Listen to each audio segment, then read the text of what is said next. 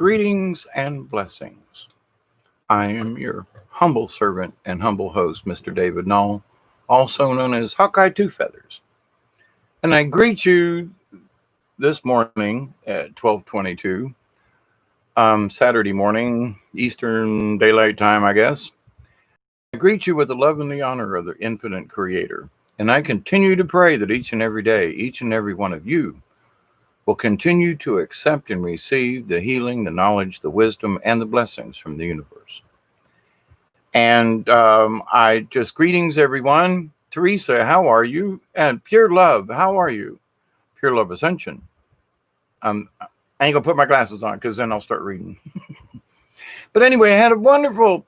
Many of my videos are instigated or propagated or instigated. That's probably the best word. By events, things, and stuff, you know. So this evening, I just got off the phone about 15 minutes ago with my adopted grandson. And I say that in that it was his mother who was with me when the house burned down and who we made it out of the house alive because of a ghost that woke me up. And he's alive today because she's alive today because a ghost woke me up when the house was on fire. Now, I've told this story before, and this isn't about that story, but it is about a certain chain of events and things. So anyway, my friend Big John calls me up, and I literally owe him my life for him staying here several years ago and helping me through a really rough time. I mean, I was coming off some meds. I was in a really bad way. I, honest to God, thought I was going to die. And he went into the profession and has become an EMT, saving people's lives. And, you know, what a noble profession and a difficult profession. And so he called me tonight, and we haven't talked in quite a while. And he goes, I just was sitting here and envisioning you and our conversation. And I was hearing Native American drums, and I could hear chanting. And hey, Pops, I thought about you, and I wanted to talk to you. And I said, so, and we had a long conversation, parts of which will come out in this conversation, because that conversation is promoting this one. So, but anyway, I said, so he's like, you know, I asked him, you know, about discussing Native American things. And I asked him, I said, you know, have you like narrowed down an animal totem? Has there been any kind of animals that keep showing up, you know? Because sometimes if you start seeing the same kind of animal repeatedly, there's either a message there, or it could very possibly be your totem. So he said, well, let me think about this. And a minute or so later, he said, I've been seeing a lot of rabbits. And I said, rabbit, huh? Okay, let's consider this. Now, I've discussed this before, and I've got my little book right here that I'm going to be reading from here in a minute. 157, I think, is the page. I didn't mark it. But anyway, this is a book. It's backwards to me, but it says medicine cards. And a friend of mine sent me this a while back, and they are animal cards. And so you sort of do like it's sort of like a tarot reading in a way, in that you choose the cards, you can shuffle them, you can lay them out in a pattern. But it's what these animals represent and what their totems and energies and so forth. Anyway, so he said rabbit. And I thought it was very curious. So I told him, I said, I'm probably going to make a video about this. And said, okay. But anyway, so I'm not going to disclose anything that my big brother, he's not my big brother, but my big brother, John, you know, I consider him my brother, even though I'm at the age of his grandfather, or I'm actually the age of his grandmother. I was married to his grandmother, second wife. So that's why I say adopted. Hi, Teresa, Pure Love, Wade. Oh my goodness gracious. How to see you, Pure Love. All right. So this I considered that the fact that he was seeing rabbits a lot, that he had basically pulled the rabbit card. Okay, well, so I'm just going to go with that assumption. Here we go. But here's an interesting story. Now, I can't share this, but I'm reading it from the book. A long time ago, rabbit, fear. A long time ago, no one really knows how long ago it was, Rabbit was a brave and fearless warrior. Rabbit was befriended one day by Eyewalker, a witch. The witch and the rabbit spent much time together sharing and talking. The two became very close.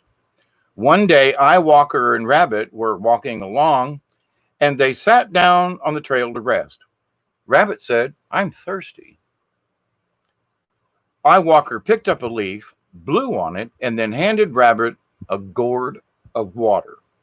Rabbit drank the water but didn't say anything. Then Rabbit said, "I'm hungry." Eyewalker picked up a stone and blew on it and changed it into a turnip. She gave the turnip to Rabbit to eat.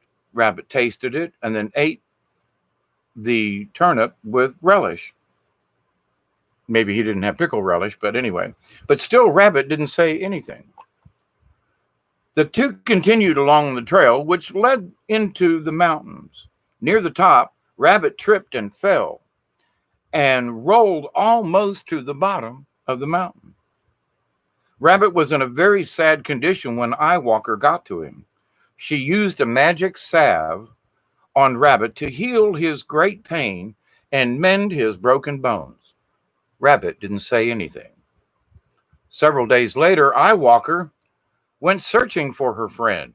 She searched high and low, but Rabbit was nowhere to be found. Finally, Eyewalker gave up, and then she met Rabbit quite by accident on the trail one day. "Rabbit," she said, "why are you hiding and avoiding me?" "Because I am afraid of you. I am afraid of magic," answered Rabbit, cowering. "Leave me alone," he said. "I see," said Eyewalker. "I have used my magical powers on your behalf, and now you turn on me and refuse my friendship." Rabbit says, "I want nothing more to do with you or your powers." Rabbit did not even see the tears his words were bringing to Eyewalker's eyes. "I hope we never meet again and that I never see you again," Rabbit continued. "Rabbit," Eyewalker said, "we once were great friends and companions, but no more. It is within my power to destroy you. I will not do this, but from this day forward, I lay a curse on you and your tribe. From now on, you will call your fears, and your fears will come to you. Be on your way, for the sweet medicines that bound us together are now broken." Now, Rabbit is the fear caller. Fear caller. He goes out and shouts, "Eagle, I am so afraid of you." If Eagle doesn't hear him, Rabbit calls out louder, "Eagle, stay away from me. I am afraid of you." Eagle, now hearing the rabbit, comes and eats him. Rabbit calls bobcats, wolves, coyotes, and even snakes until they come to him. Now, as this story goes, rabbit medicine people are so afraid of tragedy, illness, disaster, and, quote, being taken, as in a hawk coming down and swooping up and eating them, that they call these very fears to them to teach them lessons. The key note here is what you resist will persist. So if you keep, fearing something, there's being stupid now, but I was talking to my friend earlier and I said, I always had this fear of going back on the river by myself. Well, what if I drown? What if nobody finds me? And I said, screw that. And I started kayaking again on my own. And I don't worry about that anymore. Of course, now I got Duggar to train to be in the kayak with me. But anyway, so the keynote here is what you resist will persist. So if you keep resisting the fact that you're being fearful of something, and you can take steps to avoid it, you can overcome your fears. I was afraid of spiders, still don't like them, but I can tolerate them now. And I don't have this phobia. So there are lots of things, that we can overcome in this area of fear. And right now in the world, guess what's going on? A lot of fear. So having this rabbit card pulled, if you will, by John saying that he's seeing rabbit everywhere, that, I thought, there is a lesson in this, because for a lot of us, not me particularly, but us as a collective, we're seeing, we're feared of the virus, we're feared of this, we're feared of that. Before, life was bad enough, but now we got all these other fears, right? So have we pulled the rabbit card? Has society, anyway, let me finish this part's almost over. Here is the lesson. If you pulled the rabbit card, which I'm assuming, stop talking about horrible things happening and get rid of what if in your vocabulary. Now, I have spoke on this before, in that, if we're always talking in the negative or in the past, that's where we live. So regardless of where we are on our spiritual path, doesn't matter how fast we're moving, as long as we're moving in the right direction, or at least know that, hey, I'm on the red road. I made it. I climbed out of the ditch and I'm on the red road. That's the Native American term for the path. But, I'm on the red road. And so if you're on the red road, then people who claim to be on the red road, I don't know if they're actually made it to the red road, because they're stuck in the mud and there's all these options. And if you're actually on the red road, there's only two options: forward or, three. You can stand still, or you could twirl around, I guess. But to the point, though, there's no forward motion. But in speaking about this in the red road, there are times now. I don't know how many of you have ever walked around in the mud. I got a swamp in my backyard, and I'm always going swamping. And if you don't have the right shoes on or whatever, you get into a mucky situation, you put your foot in and your shoe stays and your foot comes out. I mean, it's just like, boing, whoa, how did that happen? And so if you walk, what I've learned in the swamp, that if I continue to walk forward, I can't get my shoe. But if I stop and take a half step back, I can bend down, reach down, get my shoe, pull it out of the mud and put it back on.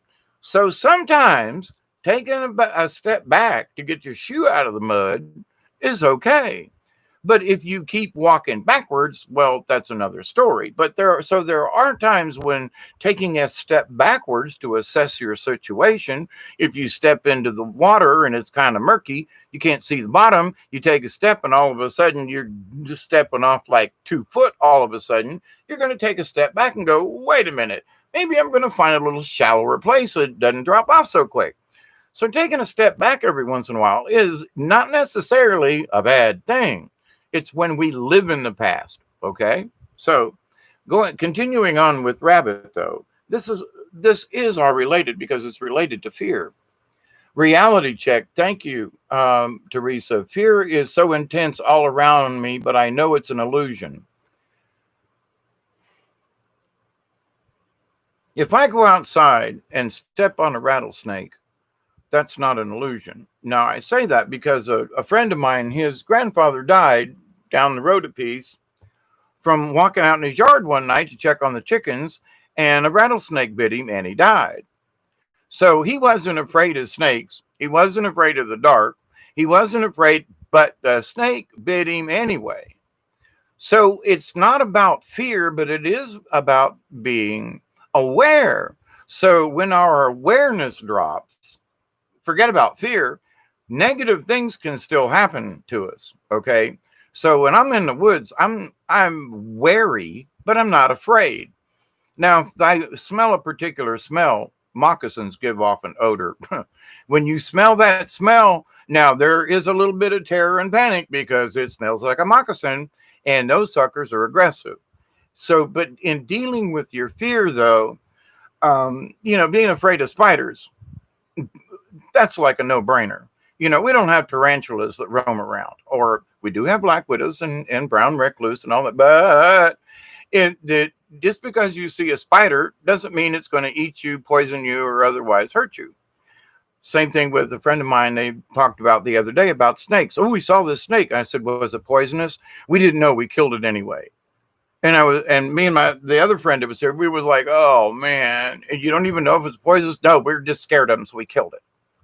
And I'm like, man, shoot. So just because it's a snake doesn't mean it's going to kill you. But we should still be wary of snakes and other things, but understanding that. So let me read this again. Here is the lesson. Stop talking about horrible things happening and get rid of what if in your vocabulary. Well, what if the planet explodes? What if an earthquake happens? What if what if this hurricane comes up and wipes us off the map again, like Michael did a couple of years ago? What if we get flooded again? Oh, stop it. And I've had these fears. I've had to overcome these fears. I'm going through canned goods now that I realize that are damn near 10 years old because I was in a panic situation and I hid a bunch of canned goods. And then I've now found them and I went, I thought I used these. Now I'm like, I don't even know if they're any good. But to the point, I'm overcoming fears of like, well, wait a minute. Had all this food and all this stuff and I forgot it was even here. That's interesting. So this card may signal a time of worry about the future or of trying to exercise your control over that which is not yet in form. In other words, future, right? It hasn't formed yet. But if we worry about it, there is a good possibility that some of it could come true because we worry about it. We are projecting our fear so that our fear actually becomes our reality. And some could say, well, that's the AI, or that's a this, it's a that. It's all in your head. That's for damn sure. Now, snakes are real, by my point. But the fear of snakes, the fear of the spiders, yeah, they're here. But can we deal with them? Can we understand what our fear is and just say, I see you over there, spider. I know there's snakes outside. I know there are bobcats in the woods. But it doesn't mean that I'm not going to go in the woods. I'm not going to be afraid of the woods, but I'm going to be wary. I'm going to take a stick. I'm going to have my ding. I'm going to have a pocket knife, And I haven't heard of anybody getting attacked by a bobcat in quite a while. But anyway, to the point, though, even though they're all over the place down here in the swamp, they're very cautious, very wary animals. So what do we do if we're in this worry state about the future events or what could happen? What if? Now, there's a lot of this, and there are a lot of interesting things going on now.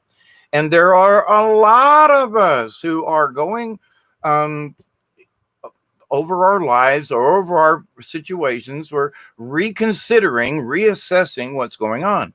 And Big John was doing exactly that with a separation and this and stuff and things and whoa, it's not just happening to this person. It's happening to all different kinds of folks all over the place. And these same folks are feeling these cosmic energies. Like he was asking me, Pops, I'm not depressed, but man, I was just like really tired. I'm like, dude, man, we're getting smacked by, cosmic energies. It's changed. It's for those of us who wish to be more in tune, are becoming more in tune. Many are called, but few are chosen. So many of us are hearing the call of Mother Nature. Interesting how the light changes, ain't it? Many are called, but few are chosen, meaning that many of us are hearing the call of the planet. He was hearing the native drum. He was hearing ancient chanting. He's hung around me for many years and I've drummed with him and so forth. And so he can hear it now on his own. And he can hear the chanting and he can verbalize it. And he goes, I don't even know what it meant, but I found myself wanting to chant these words. And I'm tapping my foot and there's no drum going on, but I can hear it. I can feel it. Many are called, but few are chosen. Now, Why are those chosen? And I think it's because many are called. If you don't hear it, that's part of the deal. If you don't hear it, then you may be called, hey, Joe, don't walk in the water. But if you don't hear you, Joe keeps right on walking. So, but, and it may be the noise of the water. It may that he don't want to pay attention to you. Tangi Klein, is that Tanja? Hi, how are you? Good to see you here. Fear-based mind control, absolutely. And they're really throwing it at us with the chaos and so forth. And we've got to stop it. We got to nip it in the bud, as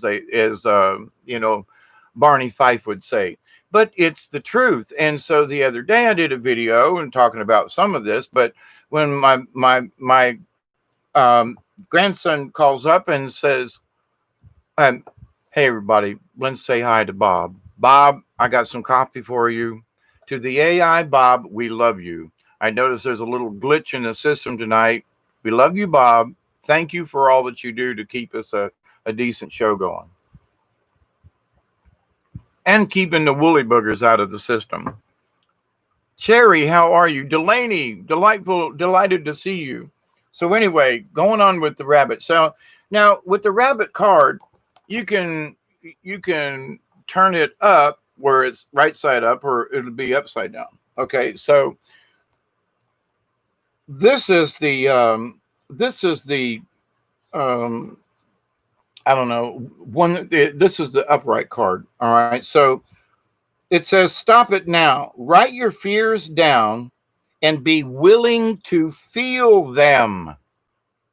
So I'm afraid of the dark, so turn out all the lights. You can have a flashlight, but turn out the lights. Breathe into them, the fears, and feel them running through your body into Mother Earth as a giveaway. What? Yeah, you've heard me talk about grounding, that they're, take one hand and put it on the earth and the other and put it up in the sky and, take that energy. Now, there are people who say, well, I'm going to send all my negative energy that I'm accumulating and I'm just going to ground myself and put it into Mother Earth. No. Allow Mother Earth to be the ground, but shoot that energy, that negative energy or fear, out into the universe. The universe can take it. Mother Earth, not so much, because there's all this negative nonsense going on. So now that's the upright. Now, here's the contrary part of this. If the card was upside down, the paralyzing feeling which rabbit experiences when being stalked is rabbit in the contrary position. So it's like, somebody's after me. Somebody's going to get me. I'm going to be abducted by aliens. Who knows? And I'm not trying to make light of it, but, that's fear. If you have tried to resolve a situation in your life and are unable to, you may be feeling frozen in motion. Now, this relates to what I was talking about earlier about the red road and maybe being stuck in the mud. So being frozen is different, but it still means you're not moving. You're still motionless.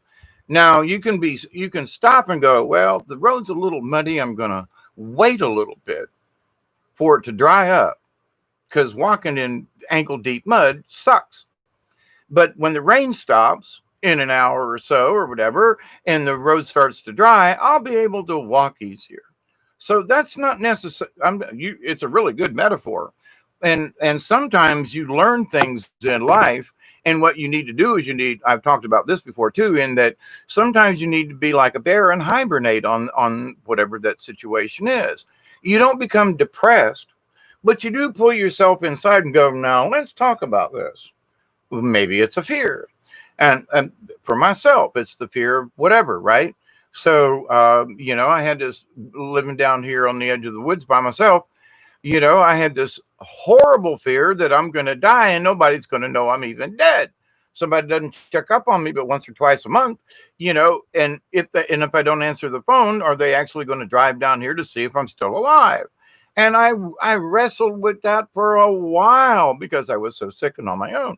So I don't care anymore. I mean, I don't want to die alone, but if it happens, oh well. But so that's a fear that I had to work through, but I had to face it. I couldn't sit around and mamby-pamby and, well, this will go away. No, it wasn't going away until I faced it. So that's what this contrary part is. We may feel frozen, and a lot of folks are right now. Don't know which way to go. So, like rabbit, are we frozen? Let me finish on with this. If you had tried, okay, if you have tried to resolve a situation in your life and are unable to, you may be feeling frozen in motion. Not just frozen, but frozen in motion. So you go to take a step and you actually can't finish the step. That's not just standing still, frozen in motion.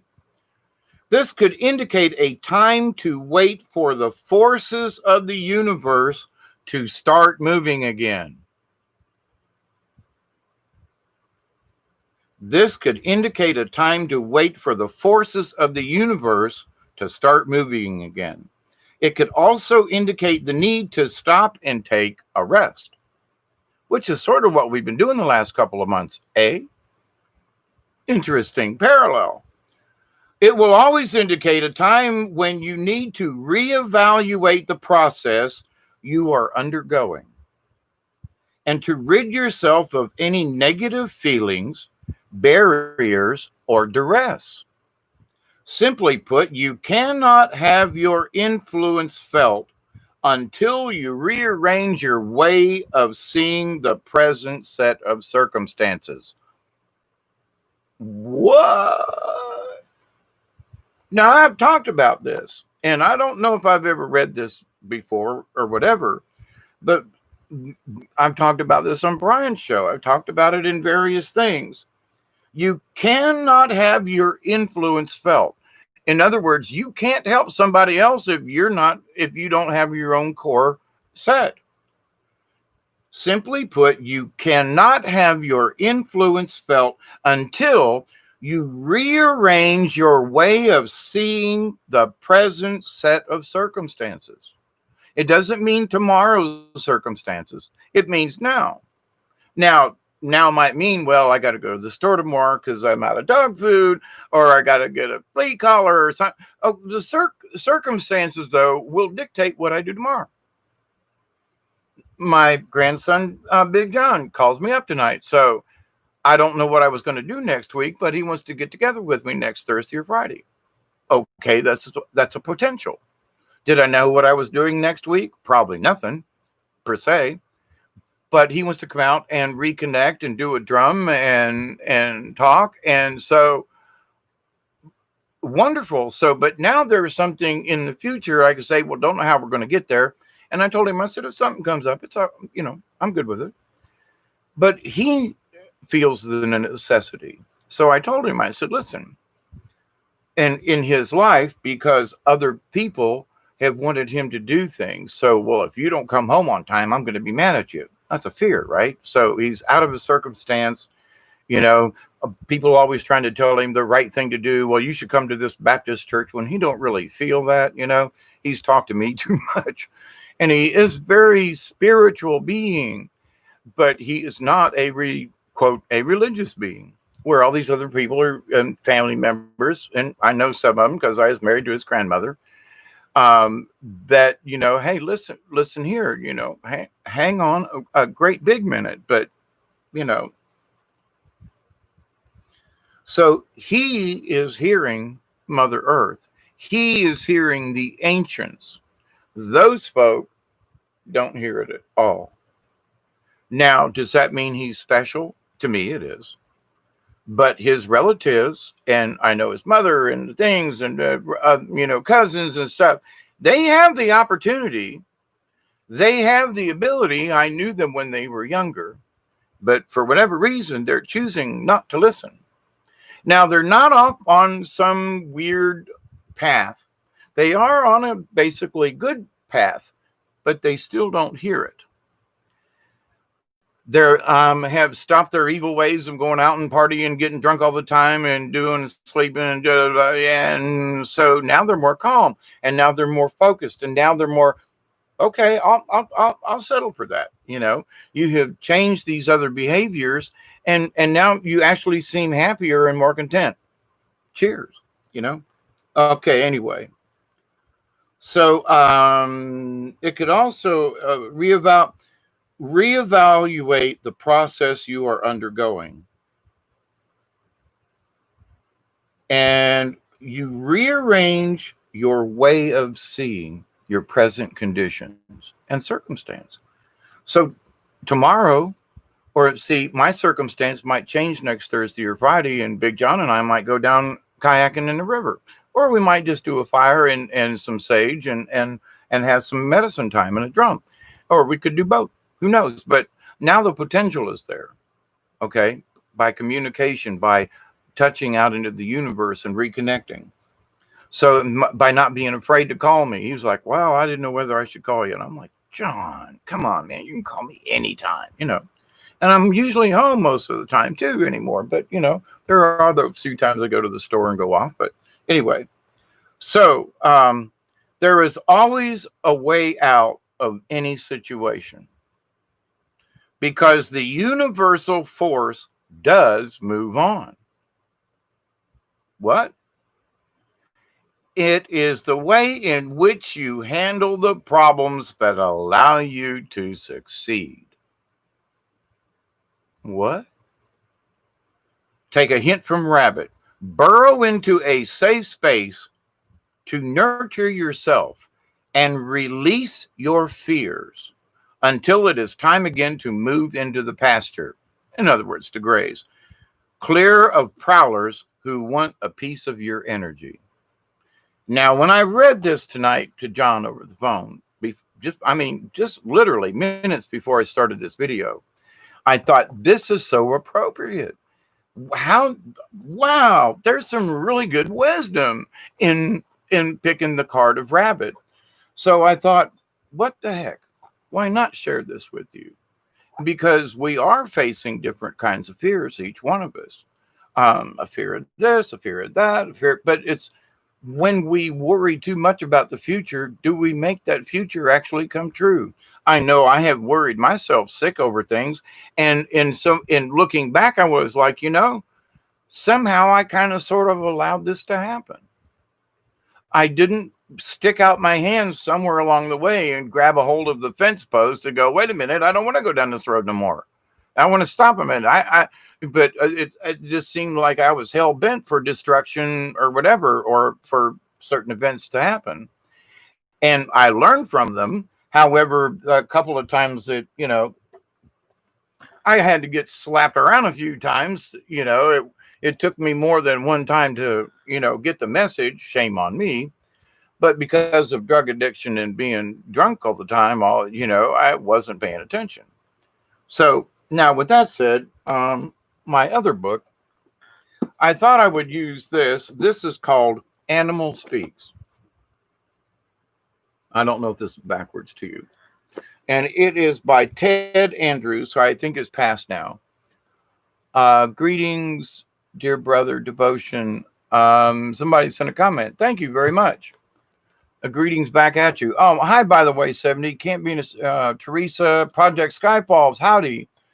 Michelle. Oh, I missed you. I didn't say hi.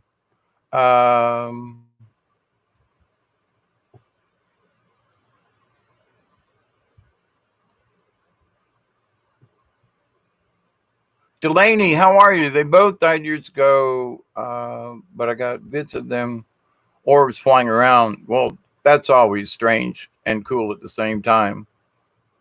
Cherry says, I'm going to take a rest. By the way, how are you stuck? I feel it too.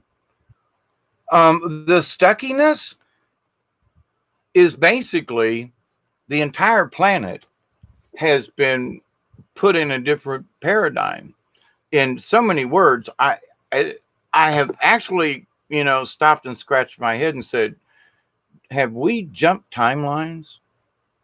Because last year, none of us saw this mess coming. Not like it has come out. not how it's transpired. And, now the writing and stuff that's going on and some of this other crap, oh my God, here we go. It's the bad guys against the good. And the umbrella man breaking out the windows, there is some really creepy stuff going on that's way up the chain of command, if you will, or, out of our pay grade. We're just grunts on the ground, if so to speak, in this war. But the grunts on the ground are needed in every war. We just have to choose which sides we're going to work for. But anyway, so sticking on with this as a shaman in training and the basics and so forth. Now I put full moon in the title for a reason, because I'm fixing to hit that subject right about now. So this is one of the feathers that I found on one of my trips to the river, and each one of these are gifts from the spirits, to looking for when I'm in nature and things, and I'm praying or meditating or basically just being me. I'm always saying, I hope that I'm doing a good job. If there's any way, if I'm doing something wrong, show me. If my path is wrong, if my words are wrong, if my subjects are wrong, I need to know. But at the same time, if I'm doing okay, can you give me a sign? And feathers and different things are the spirit's way, in my opinion, of saying, thank you, job well done, for whatever the job is. And I was talking with John tonight, and it was one of his cousins, and talking about hearing the angels and hearing the messages and listening to the universe. And I've told this story, but I'll give a short version. I was sitting here one December in about 2012-ish, maybe 11 or 10. No, it was 2009, actually. It's almost been 20 years. Anyway, I got this message to go into town.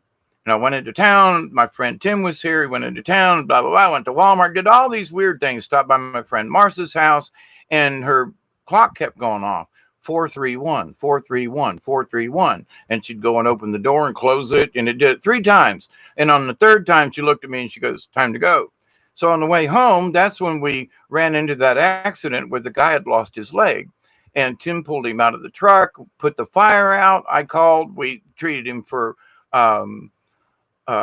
shock, and and I held his bloody stump in my hand, to keep him from bleeding out and helping.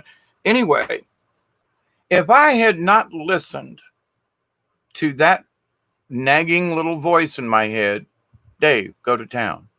Why? Go to town. But why? And I wasted hours. And then when at my friend's house, now I did take some supplies to my friend Marcia, but that wasn't the purpose for going into town. It was because on the way home, we saved that man's life.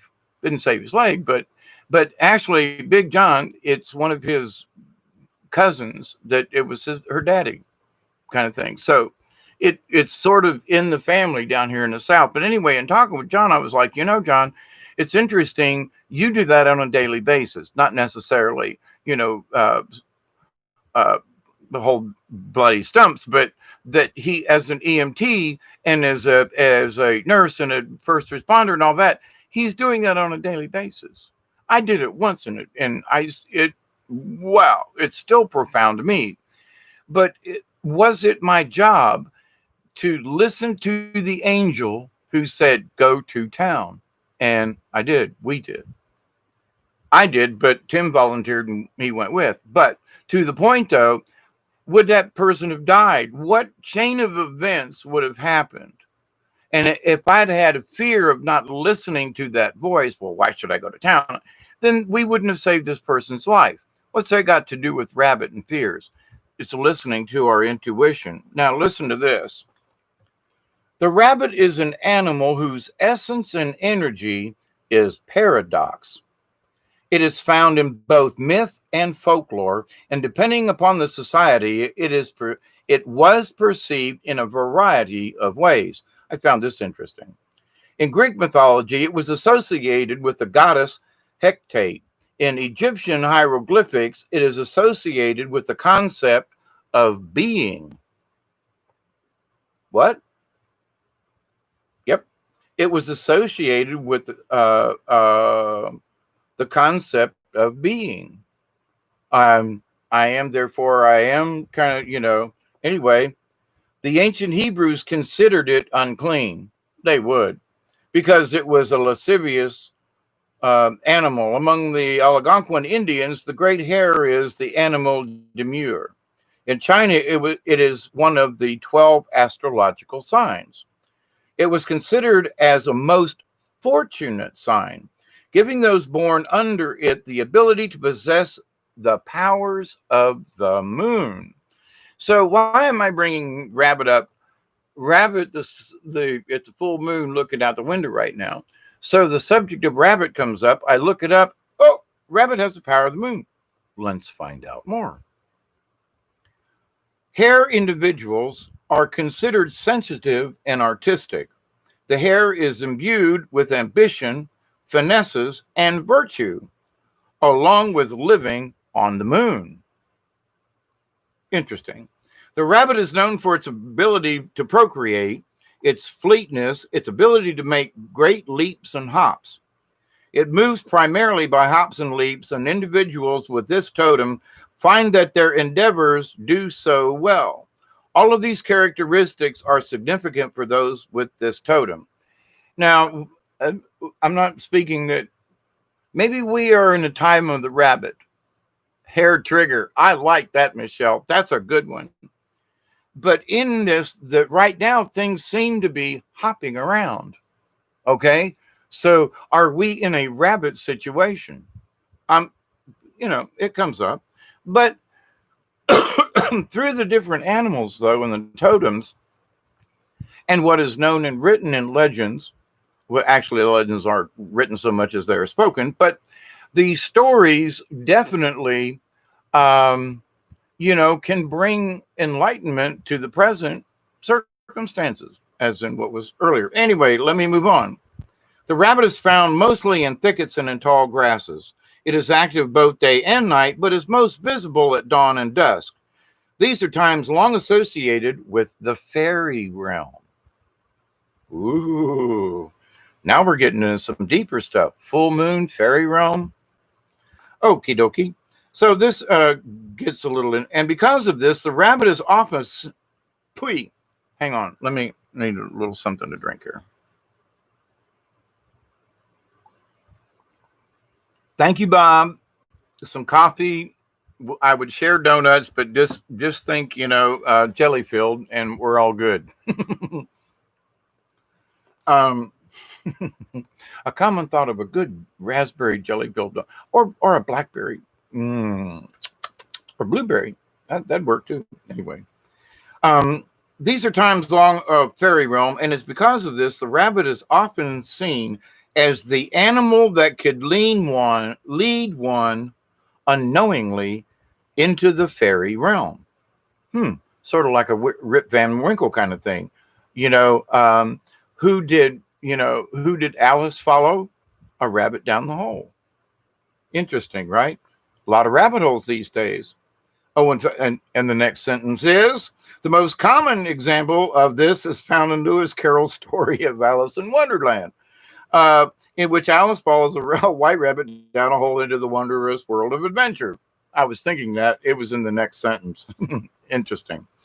Rabbits and mice are the two most common prey animals. Because of this, nature compensates them with tremendous fertility.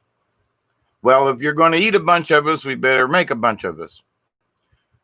Does that mean human beings are being eaten? Rabbits can have between 2 and 5 litters of young per year. Didn't know that. I knew about the 2, but not 5. Used to raise rabbits. Usually with 3 to 6 young per litter. It is because of this that the rabbit has long been a symbol of sexuality and fertility. The mother only feeds the young in the morning and in the evening. She spends the rest of the day away from the nest feeding herself. We can't help others if we don't take care of ourselves. This is a protective gesture for the young so as not to draw attention to them. Unfortunately, many people come across the baby rabbits while the mother is away and they assume they are abandoned. People then proceed to move the young. Within 1 month, 28 days, the young are able to be out on their own. They can stay in the nest, but they can survive on their own. If a new litter arrives, the mother will kick the old litter out. This 28-day period again reinforces the lunar connectivity with the rabbit.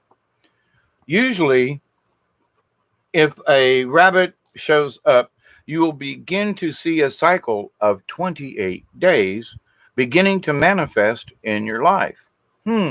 So 28 days from now, wonder what's going to come up. It would be the next full moon. So because I'm talking about this, are we being influenced by the rabbit? You know what I'm saying? Anyway, just all things are connected. The two most common rabbits are cottontail and the jackrabbit. The ears of the cottontail are shorter than the jackrabbit, and his coat stays about the same all year round. The fur of the jackrabbit will lighten or even turn white in the winter. Both animals can leap and hop. Those with rabbit totems will see movement occur in their life in varying degrees of leaps and bounds, or leaps and hops, bounds.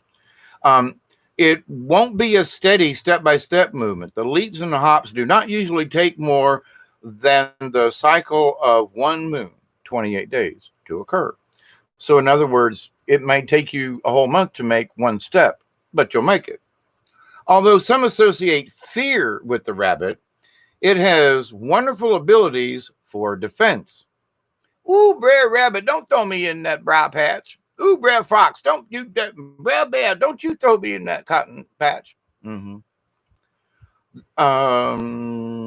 Those with this totem will do well to apply them to their own life. Rabbits often create forms to use for hiding and resting. To create a form, the rabbit scratches a shallow bowl into the earth or grass that is open in front and back to enable it to escape if necessary. Rabbit people should plan for possibilities. If a rabbit has shown up, it may indicate a need to do some more planning or check those who have already set in motion. So if this is a rabbit sign for all of us as just a discussion, and say we all pulled the rabbit card today, then maybe it is a chance for us to check our directions. Just saying, for the next 28 days.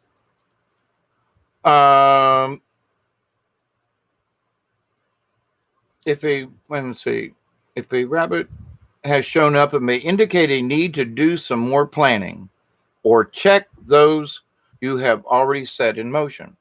So all of us are kind of checking plans that are set in motion, or if we're frozen in time, as they suggest, that we're contemplating what our next move is. Maybe we should not leap or hop into harm's way. You do not need to box yourself into a corner. Interesting. Rabbits have a knack for avoiding being seen. They can freeze holding perfectly still. They know that movement can be detected from great distances by many predators. If you are involved in competition at work or in play, it will be important not to foreshadow your moves. In other words, your pitcher has got a tick or a something. Card players, I got a good hand and their face, don't give it away. Anyway, rabbits are also clever at doubling back, making quick and rapid turns. If they need to flee, they can be extremely fast. Learning to shift from freezing to great speed is something all with this totem should learn. Well, now, we don't have this totem, but in thinking about, for the next 28 days, let me think like a rabbit. So if I get into trouble, I might go out of my way, but I could double back just to be safe. Interesting. Rabbits are vegetarians. Those with this totem may need to examine the kinds of foods they consume for the greatest health and healing. Rabbit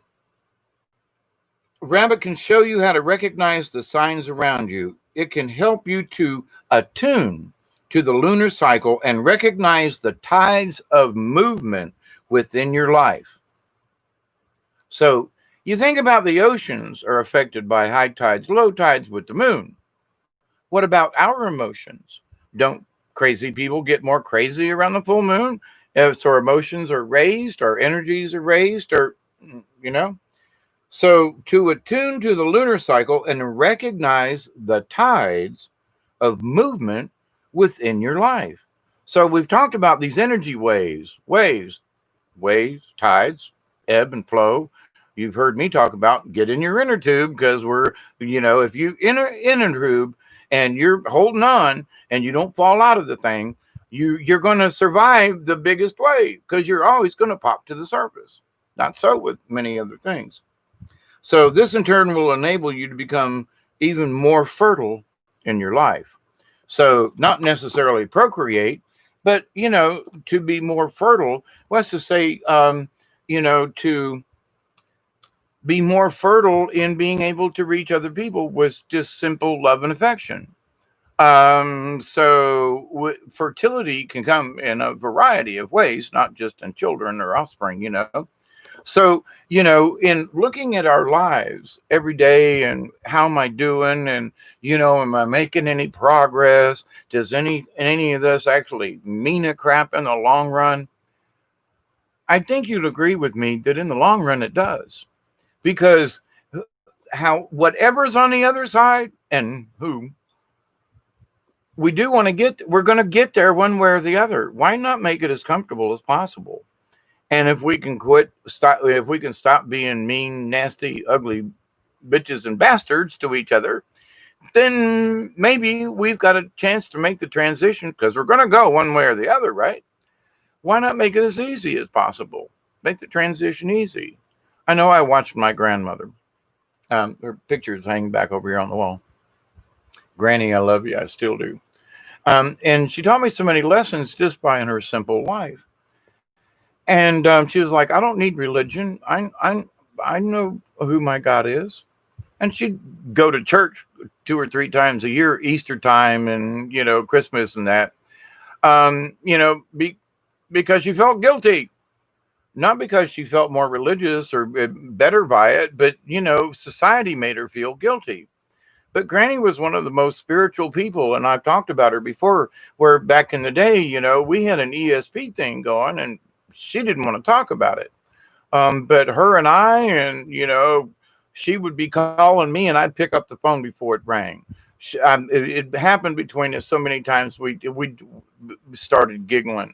But I was with her just days before she passed. And I watched her climbing into heaven, literally climbing like this. And she looked at me. She goes, don't tell anybody, but I'm going to be leaving soon. And I said, I know. We got this. Oh, don't tell your mom and don't tell your Aunt Shirley, but, Red's waiting on me up there. It was her husband, right? And I was like, I know, Grandma. It's cool, So, and I came back up here to Georgia, and 2 days later, I had to turn around and go back for a funeral. But watching her pass and seeing, that now when my adopted mother passed away, she was eat up with cancer, and she was like, that was gruesome. That was not easy at all. To watch or to partake in or anything like that. And it's just one of those things that it's like, boy, howdy, I really hope I don't have to go through this many more times.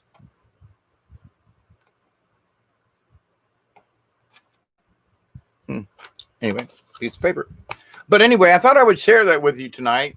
I haven't really done necessarily anything in the shaman area in the basics, but in the basics of talking with my grandson, I realized that he's like, Pops, I'm always sending you love and prayers and stuff like that. And some of the teachings, things that I've been talking to you folks about over the last couple of years, I spoke to him before I started doing YouTube videos. And I told him, I said, it was the vision of Mother Mary and Sister Helene and the other sister that was here, that prompted me that I started doing these videos. And it's interesting that although Big John has been away physically for several years now, he's never been but half a thought away all this time. He's been aware of me and my presence. He's been aware of me and the prayers. He has learned on his own by me putting seeds in his life to look for these signs in the universe. He's picked them up himself and realized this is bullshit over here, and I really need to get my soul and my energy back to being whole again. Because how can we help anyone? If Rabbit needs help with this. So if we see the rabbit, we've pulled the rabbit card today on full moon. I mean, it was like, I just looked at this and I was like, is this a coincidence or a synchronicity? Thought I would share. So, but many of us have been discussing dealing with our fears. There is the fear of addiction, which I want to do a separate video on that. Our friend Millie Cow, as many other folks, have stated we have issues or have had issues with addictions, but in our fears that we may become addicted. Now, that's a separate issue. I don't fear about becoming an alcoholic again. I don't have the fear of becoming a cokehead again. I don't have the fear of I don't have those fears anymore, because I've overcome that. So my fear is gone. But for people who have overcome an addiction, if they still have fear of it, then they haven't overcome it. Not to put blame on anybody now, you understand. But I went through the same thing. So I'm speaking for myself in this, that I was like, I couldn't give up alcohol.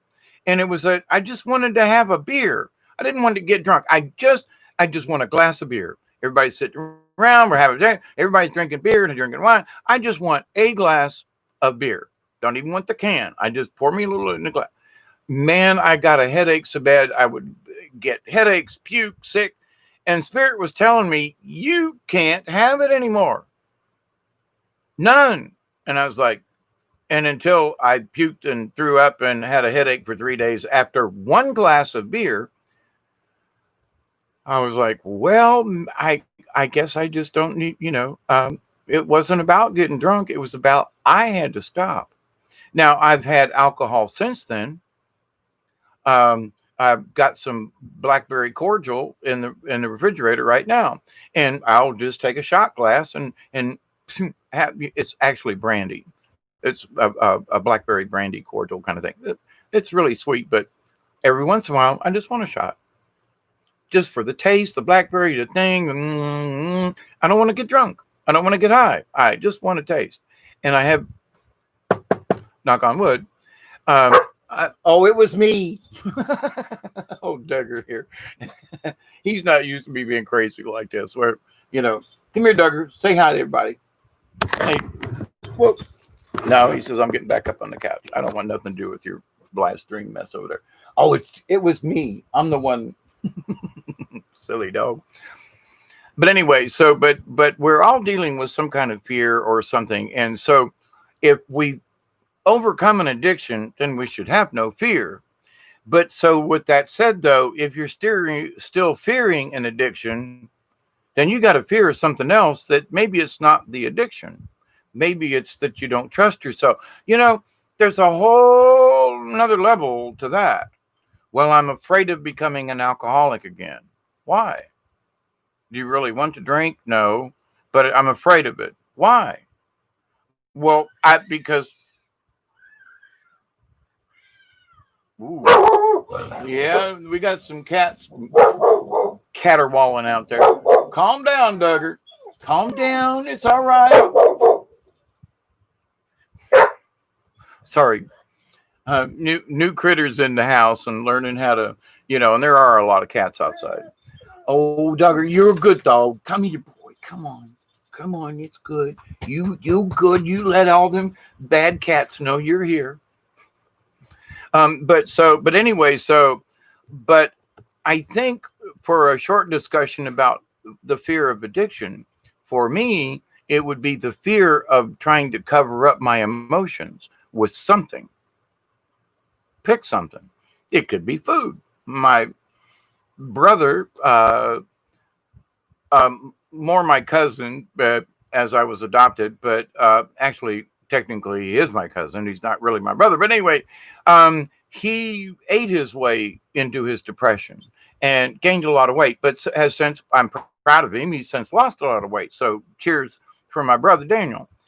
But I used to weigh 250 pounds. I weigh 165 maybe now, which is about my normal weight. The weight I feel good at. So I have eaten my way into things. I've snorted my way into things. I have smoked my way into things. I've been there. I've drank, used to drink a quart of Jack Daniels every weekend, mostly by myself, or a quart of rum, Bacardi's, or, and God forbid if I go to a party and we'd have some tequila. I've eaten several worms over the years of, Jose Cuervo. Have spent the night here in the house with Marcia on one of my birthdays. Somebody brought me a bottle of Jose Cuervo, and we drank the rest of that bottle, and I ate the worm, and the sun came up. We still talk about that today, that how we lived after we drank that whole bottle of tequila. And we were both drunk for the next day and a half. I mean, it was insanity, but it was like, you want another one? Sure, why not? And the bottle, it took us all night to drink it, but we did. Not anymore. So I don't have a fear. And well, if I go in there and have a drink, I don't have the fear of that I'm going to become addicted to it anymore. But why was I addicted to it to begin with? Because I was covering up my feelings. I was hiding from myself. I was afraid of my own feelings. So therefore, I had to mask them with drink and alcohol and And so then when I got off of that, then I went to mental health, and they pumped me full of miracle drugs that drove you crazy. And then I had to get off of those to realize that, oh, holy crap, I'm not as crazy as they said I was. It was the drugs they gave me and the interactions and my own personality that was, that I had to deal with. But I was seeking help for a long time.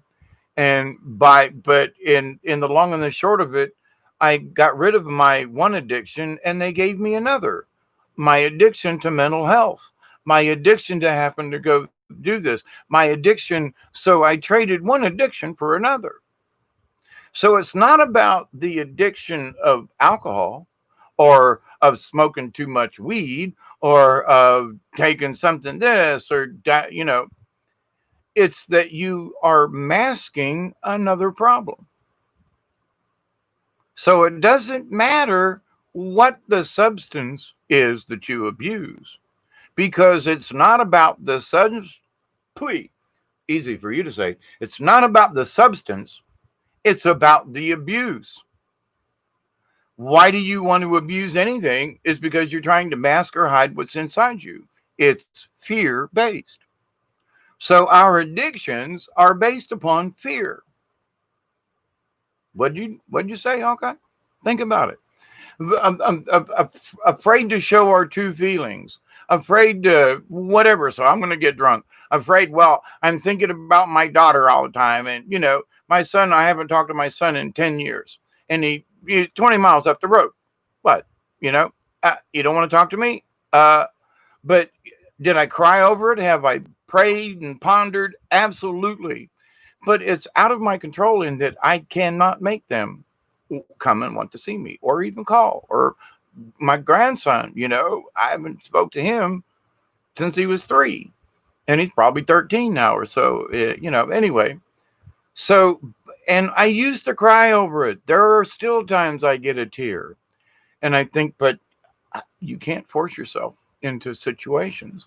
So in my love for my grandson, Big John, who's not theoretically blood, technically blood, he is my grandson in spirit, and his mother, and how, I treat how she reacted when she was little, and the things she has told me. She goes, if it wasn't for you, Dave, you know, I would have turned out totally different.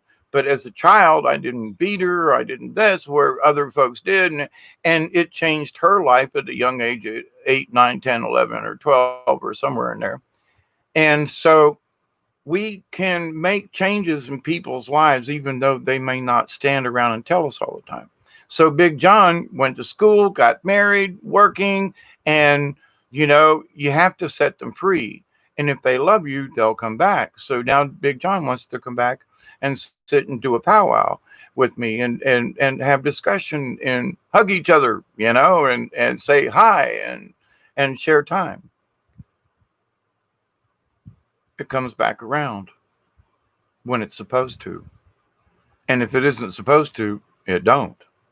But for me to worry about it, as in rabbit, as in spoken earlier, that if I'm worried about what tomorrow may bring or not bring me, if I'm worried about, well, he'll never call. Well, if I'd have said to Big John ain't never going to call me again, he may not have ever called me. So I sit and think, Big John, I love you. I know you're out there. One of these days when you got time, you'll call me. It happens when it happens. So he's never really been apart. He's always thought of me. We've always had this connection. So were we ever really separated? Only by this 3D, only by his working, even though it's only 15 miles away-ish. Where he lives, though, is on the other side of the county. So it's 30 miles away. But to the point, though, it's not like another state or, it's even within the same county. It's just on the other side. But to the point, though, thought-wise, we're this close and always have been. For whatever John and I share together, we share it. Same thing with my granddaughter. She's in the women's prison. She told her mother the other day, tell Grandpa I still love him, and I know he's sending me prayers and thinking about me and thinking about him too. Tell him I love him. So my prayers, even though I haven't said anything on Facebook, and even though I haven't talked to her, I'm sending her messages in the ether, in the universe, and she's getting them and sending them back through my daughter when she talks to her, because she's limited on who she can call each month. So it's okay. The fact that I got the message came back that she's hearing my prayers. What more can I be thankful for? So my fear of, will I ever see my granddaughter again? Doesn't matter, which I used to have. Oh, she's going to jail. I'll never see her again. Have faith, So I have to have faith. If I send the prayers out, and if I don't send disaster, and listen, honey, be careful. There are things out there that are going to try to get you. And that's what I've been trying to tell her for many years. And what freaked her out many years ago, she was about 13 or 14.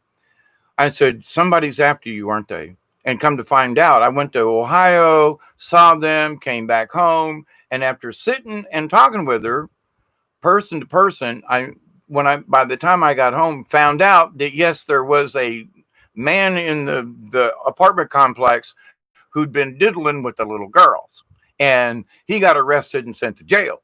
But I felt something before I went to Ohio, confronted her with it, and said, something's wrong. Now tell Grandpa what it is. And she was like, wow, man, wow. But 2 weeks later, it came out, Grandpa was right. So, there are times when, some of us can see things and we warn, we try our best to get through. I knew she was in trouble in Connecticut. Not a damn thing I could do about her but pray and send positive energy. And not try to, oh my God, she's never going to get out of jail. Oh my God, can't go there. She's in jail. I pray that she makes the best choices. She's in a rehab program. She's not in general pop. She's on a thingy. She's reading her Bible, and her mama sent her an old style Bible that's easy to read and understand. She's beginning to spiritually feel things instead of just worrying about being a stripper or being with one of the hoes. which she was always talking about a hose, you know. So, and I'm like, but okay, so, and it took going to jail. Well, I went to jail about the same age she is, a little bit older, but not much. And it took that jail time to like, not necessarily turn me around, but turn me around, give me an opportunity to see something. When you're in jail and you've been there a year, and when you get out, you're great. You should be grateful for that which you. I was just so grateful not to be behind bars and that I could walk around. Scratch, is that you? Hi there. By the way, David Castle, there you are. Um, oh, Truth in Me, how are you? Blessings to all you folks out there. David Castle, Scratch. Uh, Y'all just talking away out there. I love it. I'm so proud for all of you. And I was telling my grandson tonight, I said, this online community, this family, and I said, LOL MB. And he goes, "What's that, Pops?" And I said, "The League of Like-Minded Beings," of which John is a participant. But all you folk, you make me proud and humble at the same time. Because I told John, I said, he was here with me when I honestly thought I was dead. Because I saw a white vortex in the kitchen, and I looked at John. I said, "Do you see that?" And he goes, "No." And I said, "I do. You sure you don't see that?" And I asked him tonight. I said, "Do you remember that?" And he goes, "Mm-hmm." I said, "You really didn't see it, did you?" And he goes, "No." And I said, "Well, I'm glad I didn't go, because it wasn't my time to go." But had John not been here, because I was having seizures every 10 minutes, I was having grand mal seizures every 10 minutes. And they wouldn't put me in the hospital because at the time wasn't on Medicare and blah, blah, blah. And but every 10 minutes I was having seizures. And he stayed and cared for me for 2 weeks. He spent he graduated high school and came out here and took care of me. But how about that? So, but in that though, we have a certain connection. We had a connection before that happened, but then when it happened, but I asked him, I said, but you remember that instance? And he goes, "Yeah, Pops, I do." And I said, "Well, I'm so glad I didn't go." And he goes, "Me too, So, but the fact that I'm still here, then I wasn't meant to go then, there's something else I had to share. And for all of the this and that, maybe I'm here to have conversation with y'all. But after all these years in thinking about how long the spirit held out at that and haunted that house and then woke me up so we weren't burned up, is it my mission to still be here because John needs to come back and have conversation so he can get his spirit back? Is that my mission? I'm just having this right now kind of aha moment. Is it that this is part of my mission for people that I have met in the past who understand my sort of way of thinking and things, and that nobody else, they can't have a conversation with anybody else because they always want to talk about Jesus and they want to talk about this and they want to talk about that and they want to, and I don't go there. And I don't put demands on them, and I don't poo-poo them for thinking a certain way or having a crazy, question. No, ask your crazy question. Let's talk about it. It might not be so crazy after all, but they can't have these conversations with these other folk because they're not tuned in to certain things. And it's not that they can't, they choose not to. It's their choice. Now, brainwashing, the media, all of society sets these things in motion. But it's for those of us with the weird hearing that have been called for other things. John was called to be an EMT. And he graduated, he's got his degree, he's been actively working with the local county, emergency department, and he must be doing well because he's still got a job. You know what I'm saying? So in that, I couldn't even be more prouder if he were my blood relative than what he's already achieved. And I got to say that our conversations, because he admitted to me tonight, that helped him mold who he is, what he is, and what he realizes he's been separated. His energies have been taken in different directions, not just because of his job, but life and this and family and stuff. He wants to feel whole again. And he feels like he needs to come back out here and touch base and and let me help him gather himself together. Now, I feel very, very humble about it. It may not seem so to you, but when I get done doing this video, I'm probably going to sit down and cry for 30 minutes because I love John. He is such a wonderful being. And for him to be so loving and caring, and then to be used and abused and by people who take advantage of his kindness and I talked to him about it, and I won't discuss that here because it's private, but in that I was right about that part too. And I said, I saw that 4 or 5 years ago, and I was worried for you, but I couldn't jump in and go, John, as much as I wanted to shake him and go, this is a dumb idea. He had to learn it for himself. We all have to make some of those mistakes. And the thing is, it wasn't his problem. It's the other party. And I said, well, your grandma stepped out on me. And so thus your wife did too, huh? Yeah. And I said, well, same here. You trust them. And then while you're at work and doing your thing, then you find out later on they were screwing around, and long before they mentioned it or long before they wanted to split, oh, so you're the dumb one in the group. Been there, done that too many times.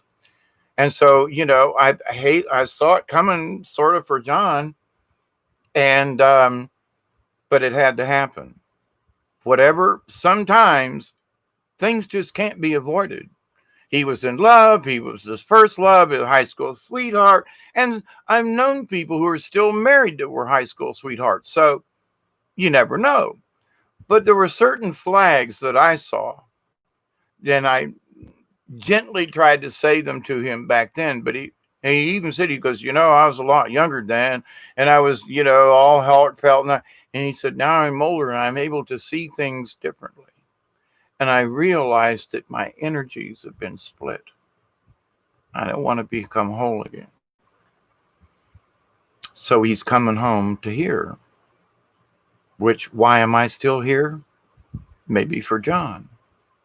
Maybe for, I don't know. My daughter wants to come up and spend a weekend. Maybe it's because she needs to come up here and see Pop. There are other folk. You folks hang out with me. You hang out, I know, because of each other, but I know that you hang out because you like to hang out with me too. Thank you. I'm so blessed. And I was thinking, I wish y'all could be here. We'd go outside and build a fire and watch the full moon through the haze and have a fire. But, I send my love and my prayers out to all of you. And I know that each of us has fears. Each of us has some type of addictions. I mean, God knows I'm addicted to Mountain Dew type drinks. And there are some days I'll drink 2 or 3 of them in a day, knowing that they ain't good enough for me. But today I only drank one. And that was because I was really thirsty and hot. But, as far as becoming addicted, I realized that I smoked a half a pack of cigarettes today and don't know how I smoked them, where I smoked them. We were having conversation, and I was and I noticed that most of them burned up. So I was lighting another one because I only got 2 drags off the first cigarette.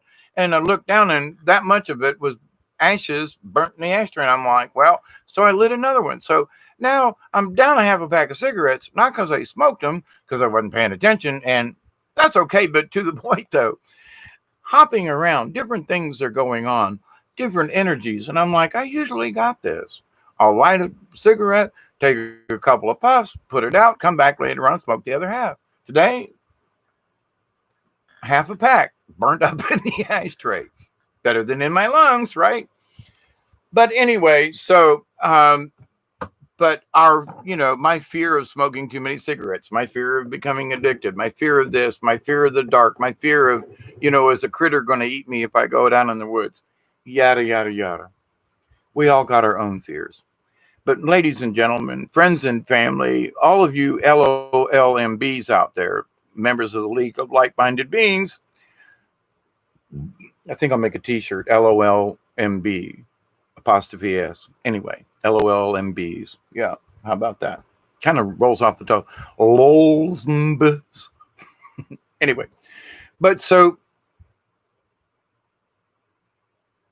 in taking care of ourselves, taking care of our fears, and I was trying to get something across last night to Millie Cow, and I really messed it up.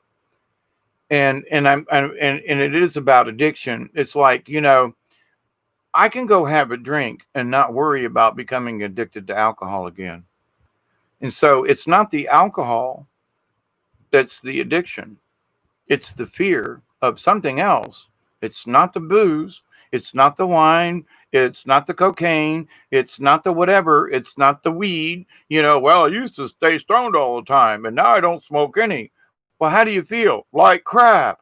Well, sometimes taking a couple of hits off a joint is like the best thing you could do to calm you down. I don't mean stay stoned all day, not my point, but to say, hey, I'm going to take a couple of hits off this joint, and then put it out. But to sit around and roll joints all day and smoke, I used to do it. But can I just take a hit off a bowl? Yeah, take 2 hits and I'm calm down, pain levels drop. I can move my back and I can actually walk out to the yard. Okay, fine. But I'm not sitting around going smoking all day long. No, I used to smoke a bag of weed a week. I was smoking a 1/4 pound a month myself. Okay. No, I did share, but to the point. Ain't nowhere near that now. So I was addicted to. I can speak about that. But there are times when you should have a drink. There are times when maybe you should have a smoke, weed or cigarettes. There are times when, a little bit of nicotine, especially if you're an old smoker. Somebody said, man, I haven't smoked a cigarette in years and I really want one. Here. Well, now I'll start smoking again. Not if you don't really want to. And they'll take a couple of drags and go, man, I miss these, but now, and they put it out. Very seldom do they smoke the cigarette all the way down. But those couple of puffs, we can allow ourselves that and say, I'm good. Now, I didn't mention anything about cocaine or morphine or, any kind of heroin. Yeah. There are just some things on the list don't do. But if you're in the hospital and dying of cancer and you're in pain, who's going to be hitting that morphine button? And you should. So there are times when things are necessary. But if we allow our fear of being addicted, is it the booze? Is it the food?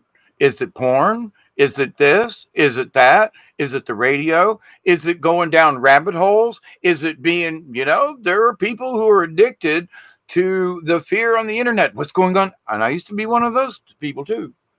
What's going on? Oh my God, I can't tell. The earthquake thing. Every 20 minutes I was checking if there was another earthquake. And I realized Mother Earth, and I had to have a serious discussion with me and the universe about that one. But if you've noticed now, I haven't done any earth wobble videos simply because I can't observe the stars. It ain't because I don't want to talk about it, because it's wobbling. And yes, Mother Earth is creaking. Oh, we ain't done yet. So, these next few years of us going through this cosmic energy, hang on, folks. Don't be surprised if there's another hurricane.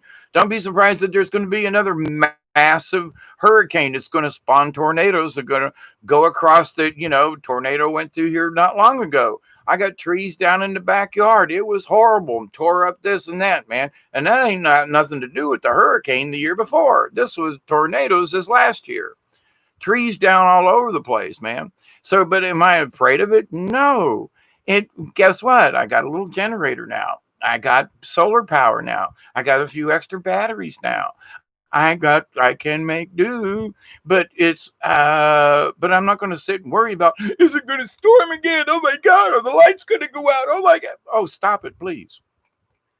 Do the best we can to prepare.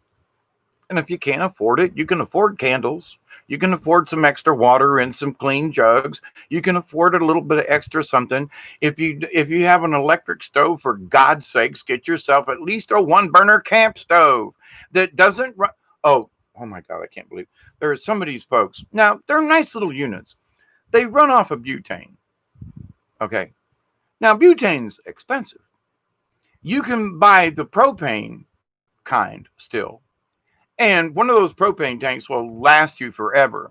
And I can refill those little tanks with a gizmo that I can put on one of my bigger tanks. You turn it upside down and you fill it up. So I don't even have to buy anymore. I just keep the canisters. But the thing is, you can burn forever. You can get lamps that burn on propane. And it's so much easier to get and all this other stuff. And I've got a couple of old camp stoves. They're 30 years old that are propane. And they work just fine. Lights go out. Now I have gas in the house. I decided years ago, it only took one time when we were cooking for the lights to go out to, well, there goes the lasagna. We ended up cooking it on a fire out back, but I went with a gas stove. So there are things we can plan. There are things we can do. And so that any fear that we may have, we can squash. We can face it. There's might only be two ways out of a situation, that there might be a third. You just don't see it yet. Any situation you can work around or get out of. So if you've got a fear of something, a fear of drowning, then go to a swim class. Well, but I don't know about deep water. If I can't touch the bottom, does it matter? If you know how to float and swim, you don't care how deep the water is. Well, but what if? So you can't reach the bottom. You can't touch the bottom. I know several people who have this fear of water. They can't touch the bottom. So learn to not worry about it. Bottom's down there. But learn that water can be your friend. You can be buoyant. If you are afraid of the water will suck you down. If you're not afraid of the water, you can learn to float and have fun and paddle and swim and kick. Doesn't matter how deep it is.